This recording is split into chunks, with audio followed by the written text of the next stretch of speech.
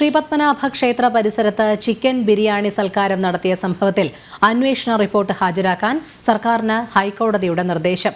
2 ആഴ്ചയ്ക്കകം മുദ്രവച്ച കവറിൽ റിപ്പോർട്ട് ഹാജരാക്കണം. സംഭവത്തിൽ നടപടി ചൂണ്ടിക്കാട്ടി ഏതാനും ഭക്തർ നൽകിയ ഹർജിയിലാണ് justice Anil K Narendran, justice Harishankar V Menon എന്നിവരുൾപ്പെട്ട ഡിവിഷൻ ബെഞ്ചിന്റെ നിർദ്ദേശം. ഹർജി ഹൈക്കോടതി ഓഗസ്റ്റ് 19 വീണ്ടും പരിഗണിക്കും. രേഷ്മ ബാബു ചേരുന്നു. രേഷ്മ, വിശദാംശങ്ങൾ.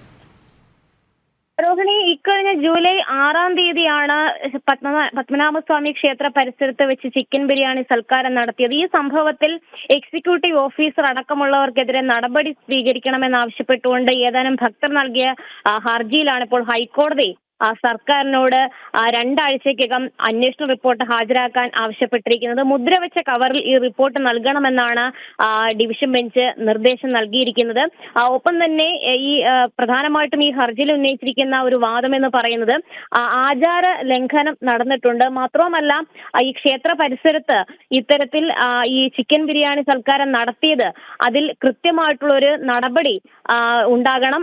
ഈ എക്സിക്യൂട്ടീവ് ഓഫീസറെ തൽസ്ഥാനത്ത് നിന്ന് നീക്കിക്കൊണ്ടുള്ള നടപടിയിലേക്ക് കടക്കണം തുടങ്ങിയ ആവശ്യങ്ങളും ഹർജിക്കാർ ഉന്നയിച്ചിരുന്നു. നേരത്തെ തന്നെ ഹൈക്കോടതി പ്രാഥമികമായിട്ട് ഈ ഹർജി പരിഗണിച്ച വേളയിൽ ചീഫ് സെക്യൂരിറ്റി ഓഫീസറെ കക്ഷി ചേർത്തുകൊണ്ട് വിശദാംശങ്ങളും തേടിയിരുന്നു. എന്തായാലും സർക്കാർ ഇക്കാര്യത്തിൽ എന്ത് അന്വേഷണമാണ് നടത്തിയത്, അതിന്റെ നടപടി റിപ്പോർട്ട്, അതിന്റെ അന്വേഷണ റിപ്പോർട്ടാണ് നിലവിൽ ഹൈക്കോടതി മുൻപാകെ ഹാജരാക്കേണ്ടത്.